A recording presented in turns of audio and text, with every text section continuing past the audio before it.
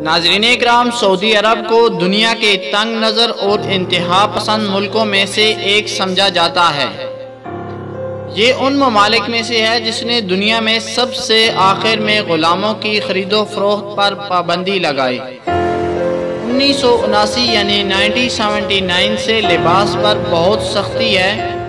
Police کو ہمہ وقت یہ اجازت ہے کہ وہ کسی بھی وقت ممنوعہ لباس پر مرد و زن کو مار پیٹ کر سکتی ہے، اور کھلے مقامات پر غیر محرم کا آپس میں قربتیں بڑھانا بھی ایک سنگین جرم ہے۔ مگر جناب اب تبدیلی آ رہی ہے۔ اپنے موضوع کی طرف بڑھنے سے قبل نئے آنے والے دوستوں سے بہت ادب سے گزارش ہے کہ اگر آپ نے ہمارا چینل ابھی تک سبسکرائب نہیں کیا تو سبسکرائب کر لیں اور ساتھ دیے گئے گھنٹی کے بٹن کو بھی لازمی دبا دیں تاکہ آنے والی ہر ویڈیو آپ تک بآسانی پہنچ سکے۔ تو ناظرین اکرام، اب سعودی عرب میں تبدیلی تیزی سے آ رہی ہے۔ خواتین کو ڈرائیونگ کی اجازت مل چکی ہے اور اسی کے ساتھ مغربی طرز کے ریزارٹ بھی بنائے جا رہے ہیں۔ بحیرہ عرب کے ساحل پر ایک ایسا نیم خود مختار ویزا فری انٹرنیشنل ریزارٹ تعمیر کیا جا رہا ہے جہاں پر خواتین کو لباس کے انتخاب اور مرد و زن کے ایک ساتھ ہونے پر کوئی پابندی نہیں ہوگی۔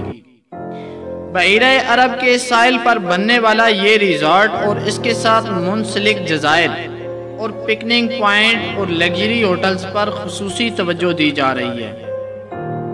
ملک کے پبلک انویسٹمنٹ فنڈ نے بنیادی سرمایہ دینے کا اعلان بھی کیا ہے اور ان مقامات پر قوانین عالمی سطح کے بنائے جائیں گے۔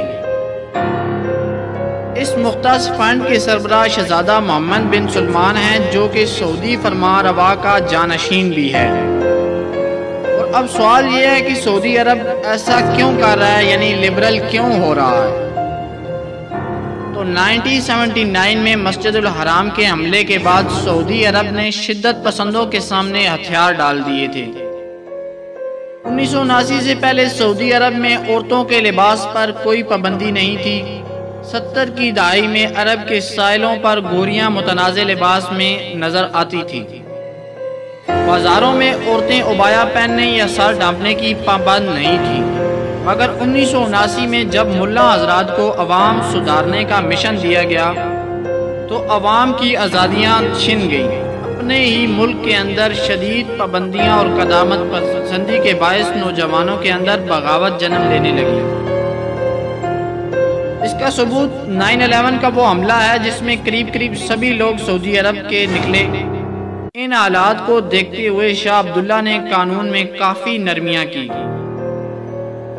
اس کے ساتھ ہی تیل کی قیمتیں بھی گرنے لگی اور تیل کی قیمتیں گرنے کے باعث سعودیہ کی اکانومی صورتحال خاصی مشکل ہو گئی۔ اس تیل کے بل پر سعودیہ خاصا امیر تھا اور ناظرین اکرام، قیمتوں کے گرنے کے باعث سعودیہ مسلسل خسارے میں جانے لگا اور عوام میں بے چینیاں بڑھنے لگی۔ تو سعودیہ حکومت نے کچھ قابل ذکر اقدامات کیے، یعنی سال کو 355 دن کی ہجری تقدیم سے ہٹا کر 365 دن کی عیسوی تقدیم پر لایا گیا۔ غیر ملکی محنت کشوں کو ملک سے نکالا گیا تاکہ سعودی بے روزگار لوگوں کو روزگار مل سکے۔ کرپشن کے خاتمے کے لیے آل سعود کی شاہی فیملی کے 62 لوگوں کو پکڑا گیا تاکہ عوام کو لگے کہ ان کی معاشی تکالیف کے اسباب ختم کیے جا رہے ہیں۔ ناظرین اکرام، اس سے شہزادہ محمد بن سلمان کی مقبولیت میں خاصا اضافہ ہوا، خصوصاً نوجوانوں میں۔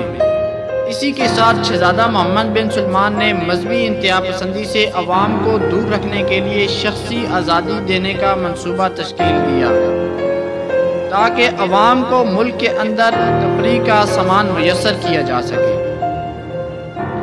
اس سے جو سعودی عوام دبئی اور یورپ میں تفریح کرنے جاتے تھے اور وہ 20 کھرب کے زر مبادلہ خرچ کر کے آتے تھے، وہ بھی بچ سکے گا۔ اور شہزادہ محمد بن سلمان نے وہ تمام تر تفریح دینے کا بھی ارادہ کر لیا ہے جو باہر کے ملکوں میں ہوتی ہے۔ ناظرین اکرام، اس ویڈیو میں ہماری بحث کا مقصد سعودی عرب پہ تعریف یا تنقید کرنا نہیں بلکہ صرف معلومات آپ تک پہنچانا تھا۔ ویڈیو پسند آنے کی صورت میں اپنے دوستوں کے ساتھ واٹس ایپ، فیس بک اور ٹویٹر پہ شیئر کیجیے گا۔ Thanks for watching.